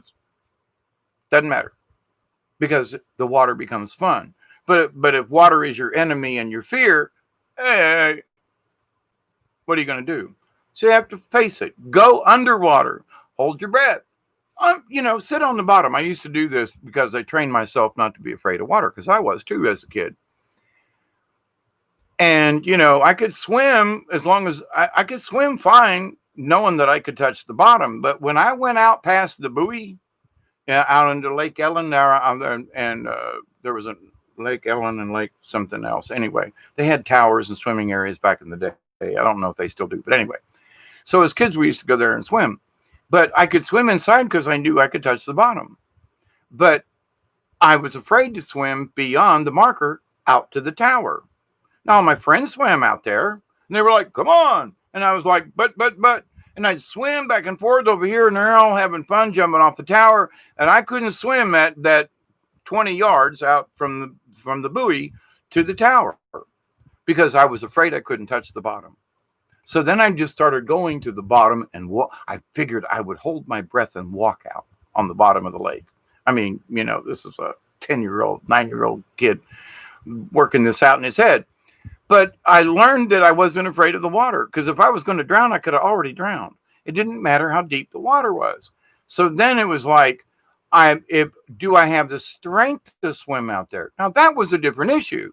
So once I learned not to be afraid of the water, then I just started swimming in the shallower water to get my strength up. When I was, when I knew I could swim from this buoy to this buoy, that was twice the distance from this buoy to the tower. So once I learned I can swim twice as far without touching bottom, I can make it to the tower and back. So everything we do in life, there are ways around it if we choose. So how you look at swimming, life is right? We're all treading water a lot of times, right? So the analogy of water, the river of life, okay. So, but our fear of life, our fear of the water. Our fear wants us to have an addiction. I'm going to mask whatever this fear is with an addiction. When your issue maybe not be the fear, it's that have you must be addicted to something. Your behavior, you must be addicted. Well, I have an addictive behavior. And it took me a long time to stare myself in the face and go, no, you can't do that. And all tiny little things could be addictive. I mean, I was addicted to getting rocks all the time. I've got rocks all in the yard from North Georgia and places. I mean, literally rocks that, I still don't know how I got in the back of my truck. I drove them back every time I went. I used to go to the mountains every 2 or 3 months and bring them rocks back. And I got rock gardens around here and stuff like that anyway. So I became obsessed about getting rocks and having a rock garden. I had, I was going to Arkansas and the North Jordan and the Carolinas and going in caves and collecting, rocks from all over the place. And I've got crystals and all different kinds of, I've got fluorite and all kinds of stuff. Anyway, but to the point though, so I was addicted in doing that. I was addicted in learning about this. I was addicted to this over here. And one could say I'm slightly addicted to wanting to kayak. That it's just fun. It's good energy. I get, the energy of the woods and the water and the action and all that. And now I'm teaching my swamp donkey over here. We're going to have to go to the river soon so I can, keep up with this training. I can't let him go too long without, us being in a kayak together. But anyway, but the fear of me, I'm working with the fear right now with the dog. Well, what if he don't want to go? Well, I want to go kayaking, but he don't want to. Well, I can't leave him in the truck, So am I going to have to put a little booty on him? Am I going to have to give him his own little swimming device? Am I going to have to, I got the canoe out, got to patch it up. I didn't know I had a hole in it, crack thing. But anyway, but the canoe, it's huge. But if I want to go to the water that bad, then I'll take the canoe so me and the dog both can be comfortable. If that's what it takes, okay. But I can't go to the river anymore because I got the dog. Oh, I've been through this. No, I need to figure out how both of us can go and be comfortable. Not that I can't go, and I just need to take him now. There's nobody here to leave him. And to have a companion on the river ain't such a bad idea. So, even though he's literally stepped over snakes, he's going to have to learn, but he's still a puppy. But anyway, so overcome your fears. And for those of us with obsessive behaviors, and, we must be addicted to something. And it could be the news. It could be bad news. So in that, we need to go, hang on, something's wrong here. Now, there are people who are afraid of being addicted. So they're afraid of being addicted to something when it's not the something they're afraid of, it's the addiction. So we need to peel these parts and look at it honestly and truthfully. My friends, I love you so much. I hope that this has helped. Thank you so much for your comments and remarks. I do appreciate them. I know I don't go back in and give y'all hearts and stuff. I'm kind of technically a little dumb in that. They keep switching things around in the studio, and my brain learned one way, and now when I go in there, everything's confusing. And so I just go, I don't have the time to learn this again, and I skip over it. But I love your comments, and thank you so much. And after an hour and a half of something I had no idea was going to last this long, spur of the moment, the rabbit. The things that we can learn from nature, and the things that the rabbit, and not just the rabbit, but other things can teach about ourselves, if we're willing to do our own homework. So, what's our fear? The fear of looking at yourself in the mirror and going, I need to change. I'm looking at the man in the mirror. I didn't really listen to the lyrics too much of the song "The Man in the Mirror." Michael Jackson, but there's a lot in that song. I was like, hang on a minute here. So you got to look at the man in the mirror and decide to make that change. So should we worry about being addicted? No, we should be worried about whether or not we wish to not be addicted to anything, to take charge, to say, you know what? I'm going to have a beer, but I'm only going to have one. I'm going to smoke a cigarette and only have one. I'm going to take 2 hits off of a joint, and that's going to be it. And I'm going to be a man or a woman about it and say, yeah, see, addiction can't rule me. I'm not going to be afraid of you anymore. Not that I'm trying to coax people into having bad behaviors, but having a glass of wine, there's nothing wrong with. But not having a glass of wine because you're afraid that you might become addicted to it. But you got to be able to say, listen, I'm having this size of a glass. I'm having one glass and I'm sticking to it. Now, do we have the gumption? Well, the addiction took me over. No, it didn't. I had to realize that I was a sloppy sumbitch because I allowed the addiction to take. Well, it's a good day. Every day's a holiday. What the hell? I'll have another beer. Well, you got 2 left in the refrigerator. Okay, one for you, one for me. And if you don't drink the other one, I will. And don't care about tomorrow. Well, save it for tomorrow or the next day. Now I'll buy another 6-pack. I'll worry about it. Nah, well, drink. Coke. Please. When you can say no and say, well, you know what? No, don't put cocaine around me. I'm not sure what I would do, to be quite honest. But to the other things is like, I'm being honest. I don't know. If somebody had a little bit of cocaine and said, hey, Mr. Day, you want to have a little snort for old time's sake? I loved it so much I might say yes. But because I can't get it anymore or whatever, that might be my choice and say, well, it's been a long time. I can't get any more. What the hell? Like having a beer or having a joint or eating a mushroom, which I haven't had in a long time either. But I've thought about those things and, well, I just don't know. And it has nothing to do with addiction. It's whether or not I should. Well, should I have a hit of cocaine? Well, is anybody around? Anybody judging me? What's it going to hurt? Blah, blah, blah. No, but should you? I don't know.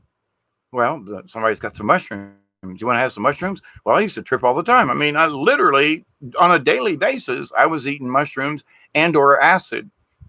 Oh, God, there were months that I don't even remember. Literally, they all ran together. But I was high on either mushrooms or acid. I was doing at least 1 hit of acid a day for months. And talk about reaching into another realm of, that's probably why my brain's rewired the way it is and how I look at things differently. But anyway, but the thing is I had to realize no more. No. So was I addicted to the high? Well, there were a lot of things going on back then. I was addicted to, I wanted to be something else. I didn't like the feelings that I was having because I was going through a divorce. I couldn't see my son. There were a lot of stuff going on. And so what I realized, I didn't want to be me. I wanted to be the high Dave. Ooh, hi, Dave. Yes, I am. How about you? A little bit of snort here and I'll take another hit of acid. So, but, you have to grow up at some point. And I was in my late 30s, early 40s. So, 20 some odd years, 30 years ago. But anyway, I was living here at the time on this property, not in this house, but here. But anyway, but the idea, though, that I had to look at myself in the mirror and say, is this really what, where we need to go with this? Look how much money you're spending up your nose.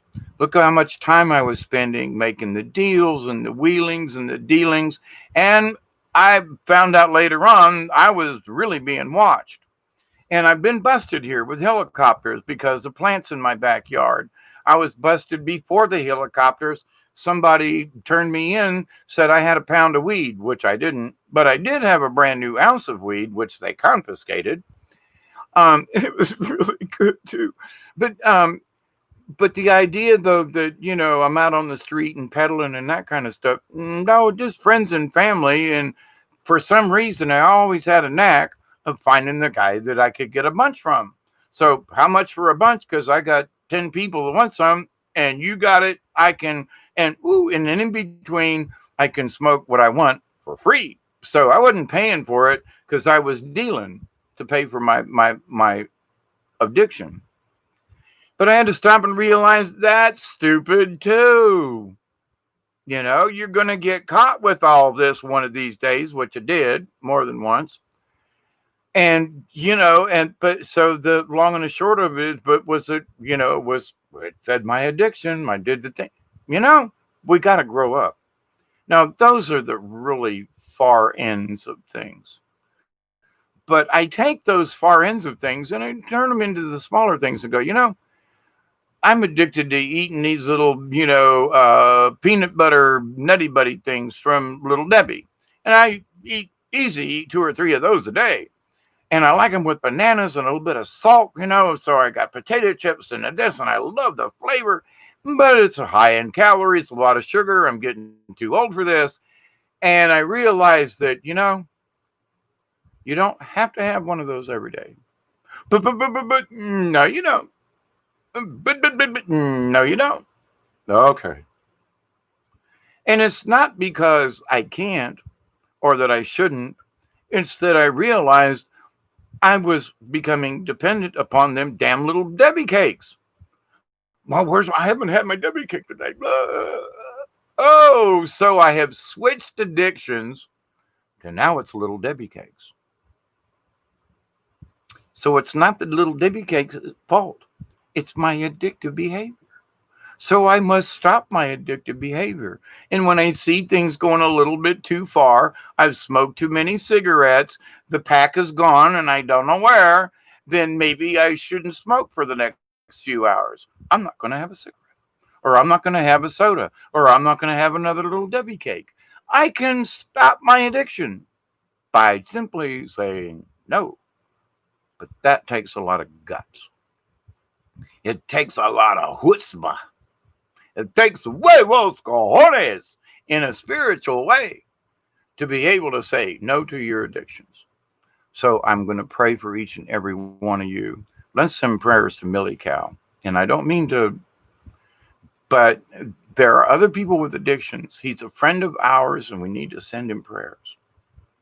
Because I've been there, done that, and still working on it. Because I was having an issue with the Little Debbie cake just the other day. See, so I can see my addictive behavior, but I can spot it and go, nah, let's just skip it for a day. You can live today without a Little Debbie cake, just so I don't become addicted. So I don't just do things without thinking about it. You ate another one? Yeah. Well, you smoked a whole pack. Where's the pack? Well, I don't know. They're a bunch of cigarettes. Did you need that pack of cigarettes? No. Well, I got enough money. That's not the issue. But did I need to burn them? Did I need to go? No. Well, shame on me. So guess what? My own self-rule, I'm not going to smoke a cigarette for the next few hours because of my previous behavior. I know it sounds stupid and silly, but that's how you overcome it. You say, well, wait a minute. No, I'm just going to say no to this one. Oh, crap. I'm being, addicted again, ain't I? And it's not like you should be like whooping yourself over the head or, oh my God, I'm going to be addicted. No, understand it as part of you and that it's okay to have this, but 1 or 2 or whatever your limit is. And that you have enough guts to say, okay, 5 days in a row, Little Debbie cakes, great. But I'm taking the weekend off. What? Yep. I'm not going to have one for Saturday or Sunday or Tuesday and Thursday. Don't care. I'm 2 days in a row. I'm not going to have any. I'm not going to smoke a cigarette for the next 4 hours. I'm going to might have it in my mouth and twirl it around and wiggle it, but I ain't going to smoke it because I've got enough willpower. It takes training. It takes guts, and it takes honesty, and it takes spiritual help. I told Big John tonight, I said, I'm 67, pushing 68 pretty quick here, couple of months. Oh my God, right? I mean, ninth month, 6 months, 3 more months, I'm 68. Okay. But I'm not letting that get me down. I'm like, holy crap, I made it this far. Wonder how much farther I can make it. We'll see. But I used to worry about how many more years do I have left? I don't know. But I was worrying about how many more years. Now, should I worry about my health? Yeah. Should I become obsessive about it? No. Should I worry about all these other things? I should take, at 67, I should take a hold of my life and say, listen, I know I have an addictive behavior. I know, but I can say no. I've learned how to say no. I've learned how to be more honest with myself. I've learned how to stop and take and reappraise my situation and my circumstances. And I've realized that sometimes certain things still trigger me after all these years that I thought I had taken care of. But I need to understand I'm still a human being and I'm still learning. I am a shaman in training, and I'm going to take lessons from the rabbit, and I'm going to take lessons from the universe and say, you know what? Spirit, creator, the synchronicity has brought us together and has brought this little vision forward for all of us to take care of our own lives, reconsider. Where are we going from here? I know I'm still headed down the red road. I'm not turning around and going back. Many of us have had to take a step back to get our shoe out of the mud, but I'm still looking forward. Remember, it's not how big your steps are. It's that you're making progress and always looking forward. If you're worrying about, I didn't go as far as I think I should have been, but I made it this far, and I'm just going to keep working to see how much further I can get. I made it to 67. I thought I'd be dead by now. Damn near made it. Big John helped me through it. I'm still here. So am I going to worry about whether or not I'm going to make it to 69 or 70? No. I'm going to not worry about it at all. I'm going to say I'm going to do the best I can, keep my fingers crossed, not all the time because it's hard to drive with your fingers crossed.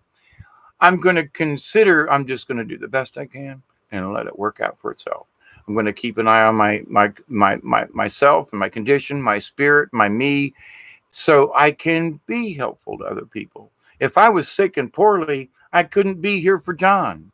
If I was sick and poorly, I couldn't be here for y'all in whatever capacity my capacity is, just to be here so y'all can chat in the chat room. Fine. And I get to vent these feelings that need to be said. I need to speak them to the universe because folks need to hear there's a way out of this. There are ways that we can deal with whatever our problems are, whatever our addictions are, whatever our potential addictions are. If we choose to fix them, deal with them, look at them, we can fix them. I truly love you all. Thank you. Truth in Me, Michelle, Project Skyfall, Scratch, Chloe. Hey, howdy, jumping in there. Thank you, David Null. Your messages are always welcome and full of love. I appreciate you all. Thank you, Truth in Me. And you guys hanging around.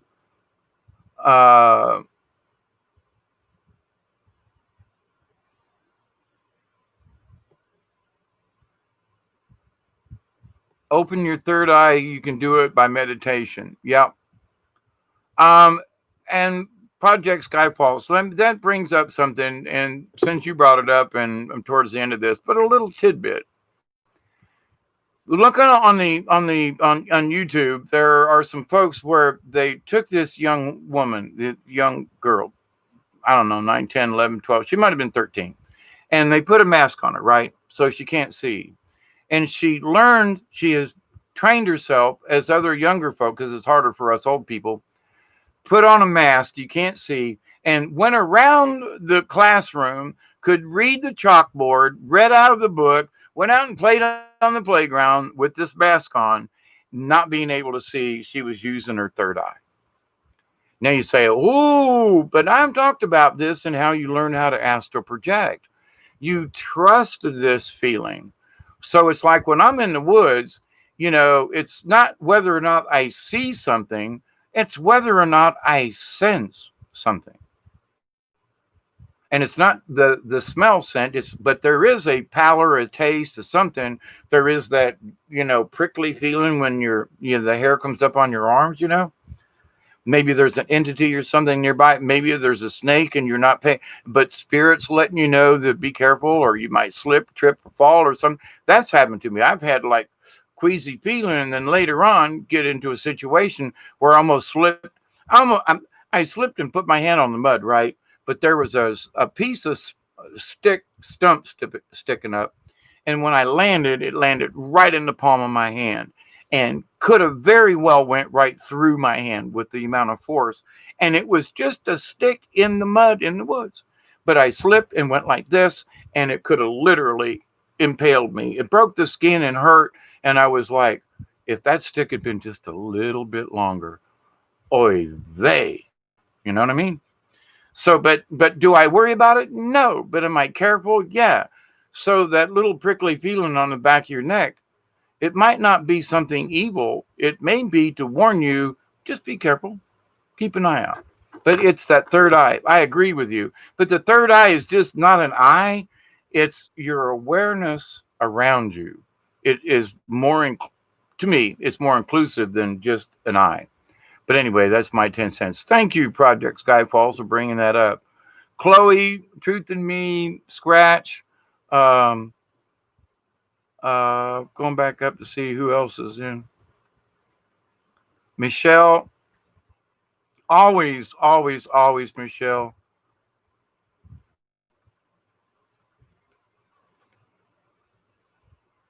Scratch. Then chest freezer to get something. When she bent over to grab it, I shoved her headlong and started slapping.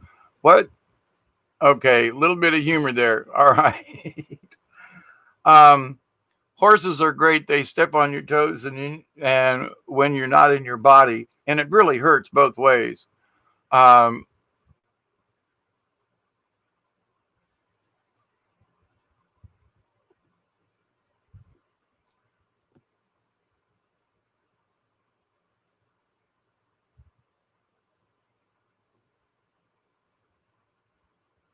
Know thyself, heal thyself. Very good, Michelle. That's absolutely true in that. Now, there are certain things.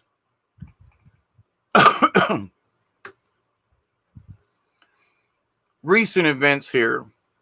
Now, from what I understand, Stan, Miss Deb is doing better in the hospital over in Augusta, Georgia. And that she may not have leukemia, but that her white blood count cells were really low. They thought, anyway, she was very ill. So, whatever I could do, can you heal yourself? There are times when you need to go to the flippin' doctor, okay? Because there are times when our self-healing, how do I put this? Gently. We think we can do it, but we actually don't have a clue. Well, I'm healing myself. Are you? Well, I'm working on this. Are you? Well, if you've got symptom, I mean, now this is for me. I have issues with my prostate. Okay, I'm 67. Most guys my age have problems. But I also have other issues with like internal hemorrhoids. Now, when I was 17, I had issues. Oh my God, there's blood on the thingy when I wipe my thingy. Oh my God, I'm dying. No, you got internal hemorrhoids. What's that? Oh, okay. So there are issues that, but if there was blood coming out of me, I'm going to the doctor. I'm not going to go, well, I'm going to heal myself. Something's wrong. Some things are out of our league and we need to understand it.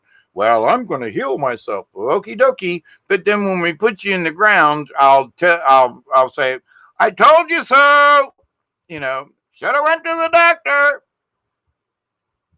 So healing ourselves means maintaining, and sometimes we got to go to the other folk, and otherwise we're going to be dead. And quite frankly, that was the situation here with Miss Deb. I can speak about it now because I honestly thought she was going to die, and there was nothing I could do, no matter how much prayer or whatever. She needed help from the outside sources, and it was a lot more serious. Now, we have all prayed and sent prayers to her. So if she doesn't have leukemia, our prayers were answered, but she was still very sick. So there's no doubt about that. But we have to be honest with it and say, all the prayers in the world, she still needed to go to the hospital and be cared for. So we heal ourselves with the help of others sometimes. And we have to be able to be smart enough to know when to go, and not, well, I got this covered.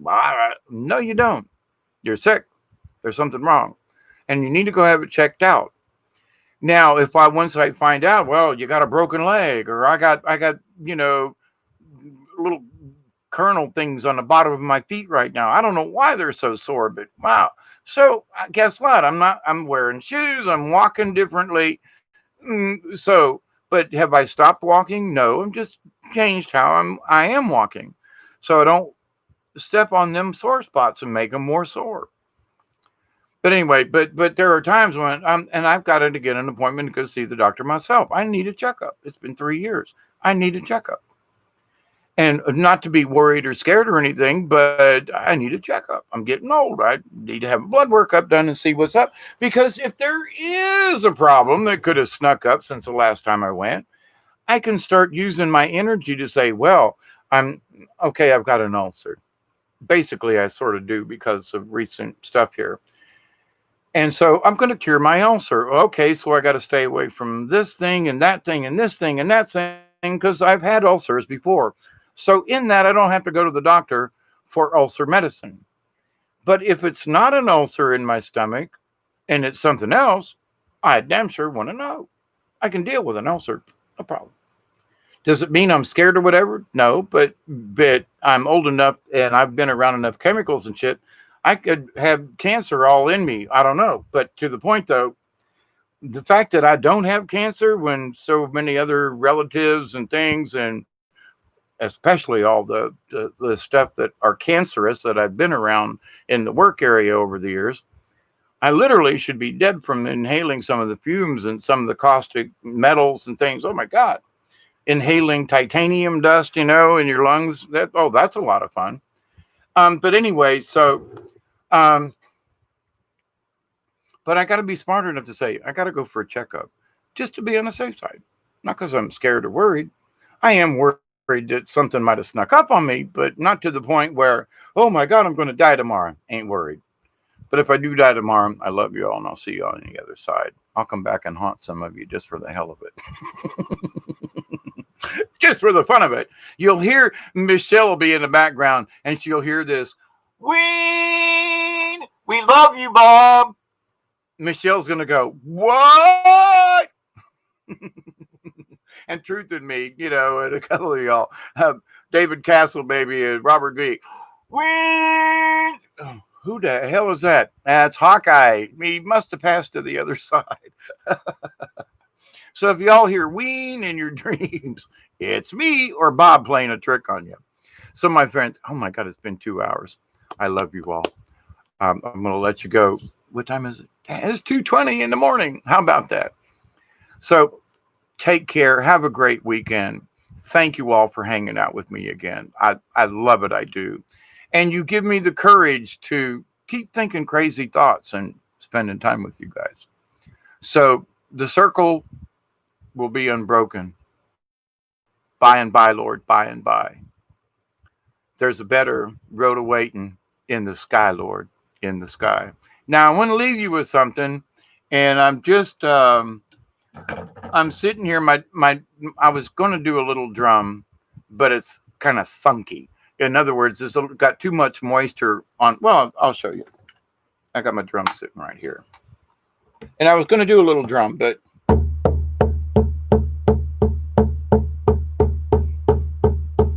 we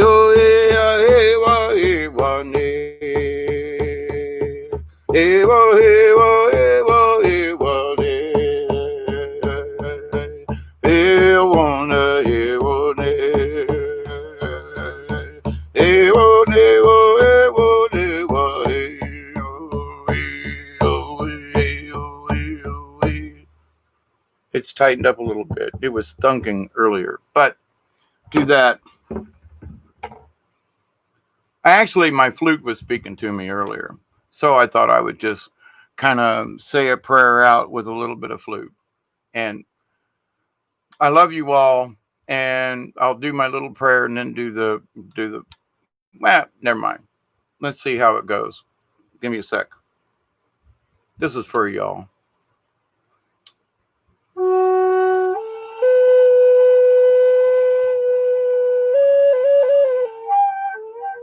Ooh, my bridge moved. Bird moved.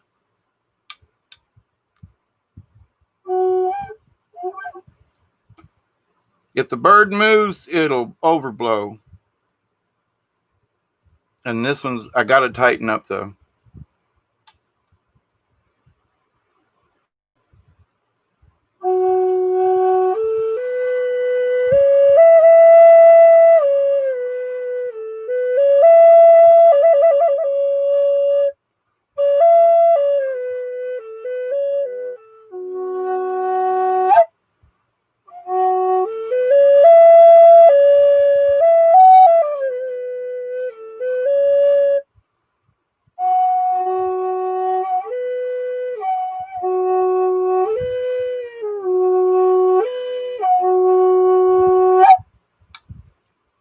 If you blow too hard, it'll overblow. And I haven't played it in a month or so, and I gotta tighten the bird down. But anyway, Spirit was telling me I needed a little drum to go along with this full moon. I wanted to do sort of a full moon drum, maybe tomorrow night. It'll still be in the full moon area. But I love you, my friends. Thank you. So I continue to pray that each and every one of you, your friends, your family, and all of your relatives and relations will continue to accept and receive the healing, the knowledge, the wisdom, and the prayers and everything from the universe. I continue to pray that each and every one of you will continue to accept, you must accept it and receive it, the energy, the knowledge, and the wisdom from the universe. Ask and you shall receive, but you must accept it. And you must accept it as it is, without any preconditions. Well, I need help. Take what you get. I never ask for help, I ask for strength. I continue to pray. This is 3, I didn't forget. I continue to pray that each and every one of you will accept and receive the healings, the knowledge, the wisdom, and the sharing and the caring of the universe, and that you continue to share it in your own way with those that you meet and come across each and every day. You must accept it without preconditions. I love you, my friends. Thank you, Scratch, Chloe, Project Skyfalls, Michelle, Teresa. I knew somebody was still in there. Chloe's in the background, Truth in Me, and anybody else. If I missed you, I'm sorry. You know I love you. Thank you so much. And until next time, keep it between the ditches. Remember, you may be standing still, but are you faced in the right direction? It doesn't matter how fast you move as long as you're moving in the right direction. And a step backwards to get your foot out of the mud, knowing that you're going to move forward, is not walking backwards. It's being cautious, and it's being careful, and it's being calculated. So just because you have to take a step backward once in a while to check where you're at, it doesn't mean that you're going in the wrong direction. So be like the rabbit. Freeze. Take a look around at what's going on, because you might get eaten by a hawk or an eagle or something else. So thank you, my friends. Till next time. I love you all. Be safe. Be kind. Have a great weekend. This is Saturday, by the way, on the Eastern Coast. And hope you have a great weekend that's left over. Michelle, Truth and Me, all y'all, thank you. Ween, Bob, we thank you for holding things together. And remember, talking to the AI really does help. We love you. Thank you so much. And until next time, I'm Hawkeye Two Feathers. commonly known as David Null. Cheers, my friends. Until next time. Adios.